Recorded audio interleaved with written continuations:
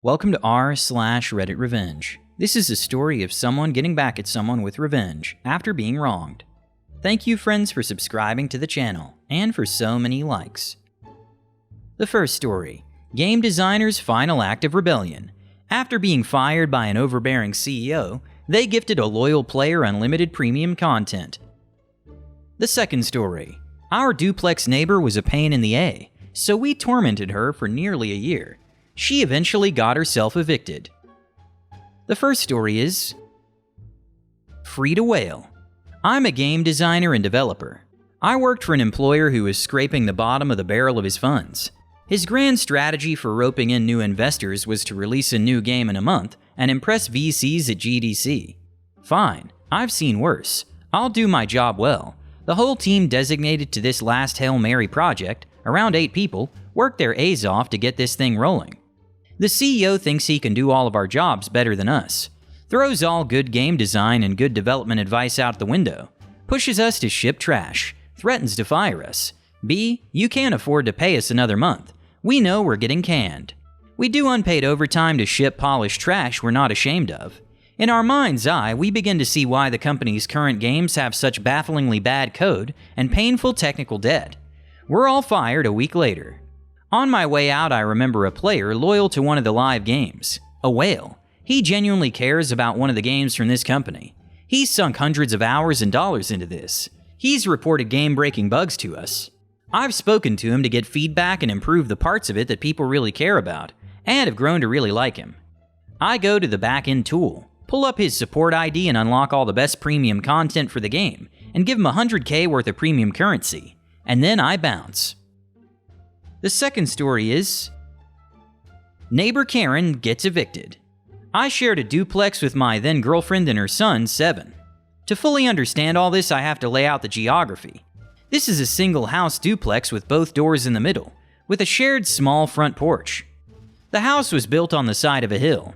Our half was on the uphill side, so underneath the other unit are both garages side by side. The sidewalk comes up from the garages in front of the other unit directly onto the shared front porch.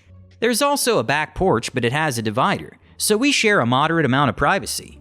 We got a new neighbor one day, but didn't meet her until a couple weeks after she'd moved in. We'll call her Karen. She's mid to late 50s, skinny, and has cats. Lots of cats. We can see them in the windows. Our meeting went as such.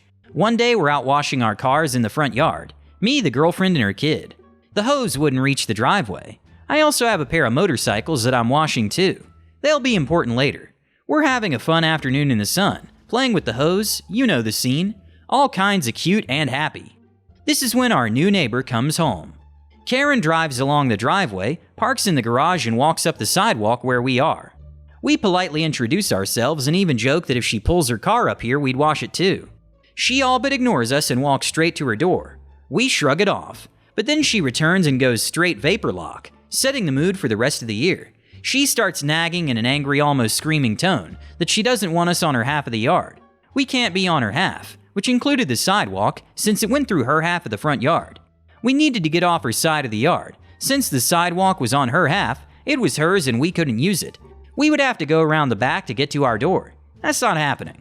And she also wants us to stop using the garage door opener because she doesn't like the noise it makes when we do. That's obviously not happening.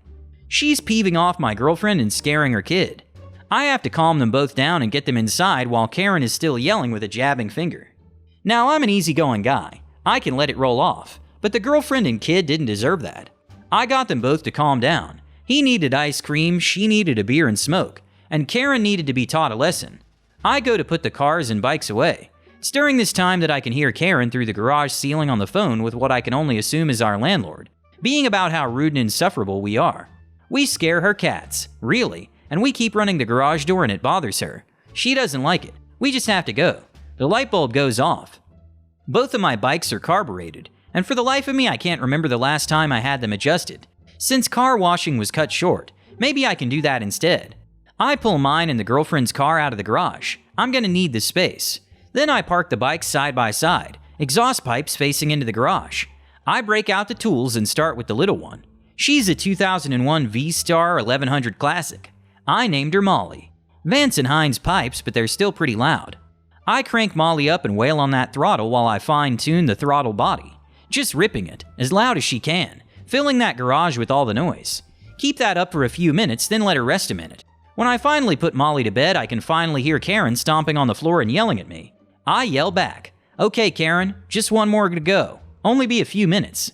Then I turn my attention to Black Betty. She's the '08 Vulcan Mean Streak Limited Edition. She's an 1800. She has pipes too, but the baffles may or may not have been drilled out. Before I can crank it up, I hear her calling what I assume is the LL, and yelling that she doesn't care about a lease. She wants us kicked out. She just won't stand for it. I didn't catch the rest of it as Betty was clearing her throat. I gave up the subterfuge of actually working on it and just held the throttle open for a moment. Then rest, then throttle, then rest. Kept that up until my own ears started ringing. Then put the vehicles away. She was still stomping on the floor and talking on the phone. I assume this was someone other than the LL because she's retelling the same story again. Also, did I mention that we're friends with the landlord? Yeah, so once I'm back inside, the GF is on the phone with him. We tell our side. He laughs at my prank with the bike, then asks me not to do that anymore. We finish off the evening with some TV while Karen is still screaming. Her voice is wavering as though she might be angry crying. In the coming months, it only got worse. But in that moment, the most committed of meth heads could not match me for the endorphin rush I got from hearing her rant and squeal. A few days later, I'm out on my way to work.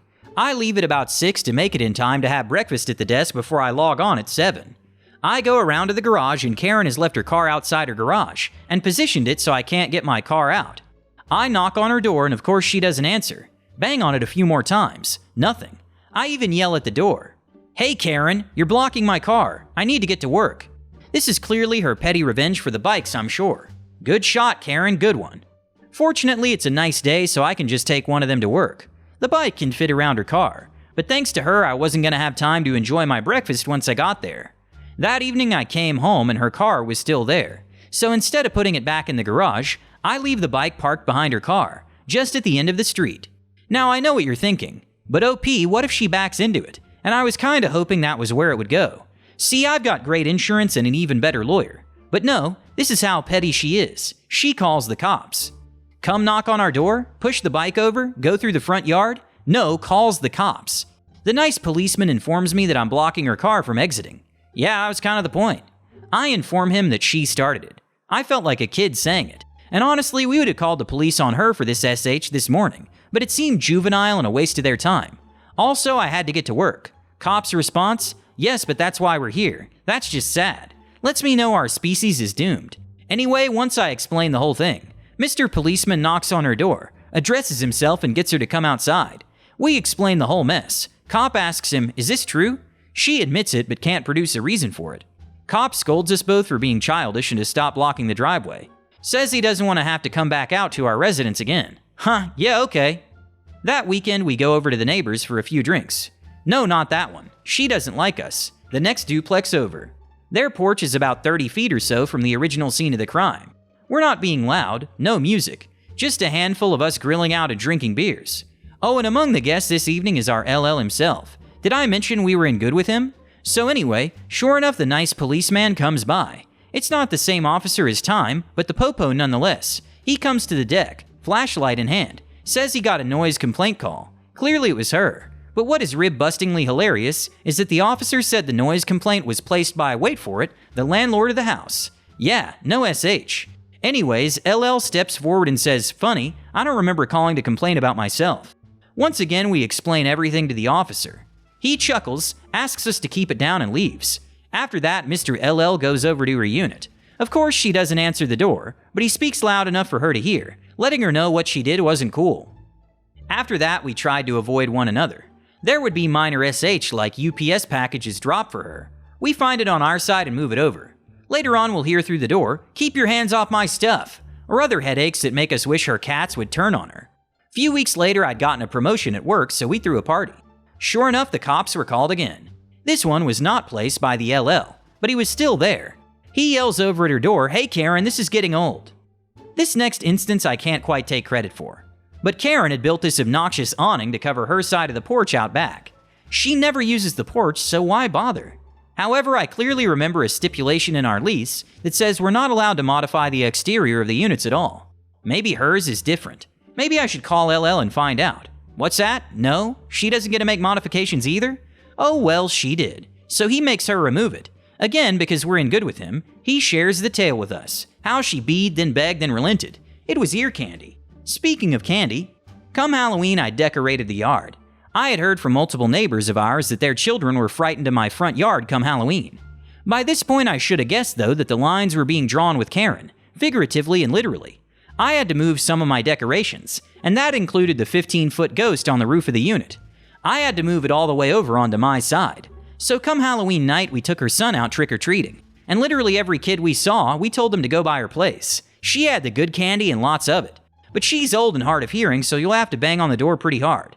No, she won't mind, she's a sweet lady. Now I realize this was also mean to the kids who went to her door, but they were each worthy of a sacrifice on the altar of petty revenge. Finale season. It's been about 10 plus months now. The cops hadn't had to come back out and no one had been cussed out in a while. One evening we hear a splatter coming from the kitchen. Go in and find the pipe is busted under the sink and spraying. I quickly go out to the main and closed it, but because this is a duplex, I've cut off water to her side as well. She's not home yet, so we call our buddy the LL. He comes and addresses the issue. Small part to fix it. Needs to run to Home Depot. Be right back. Meanwhile, I typed up a note for Karen's door.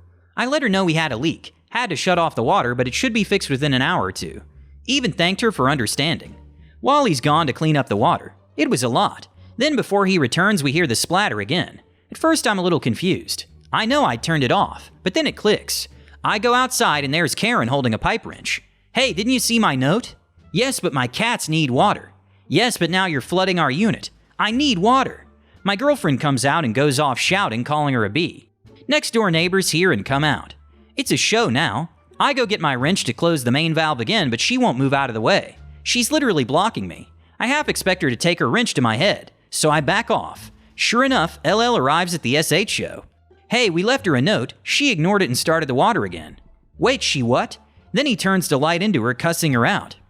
I take advantage of her distraction to go kill the water again, but at this point the damage is done. It's been running long enough that the carpets are soaked and the water is pouring out the front door.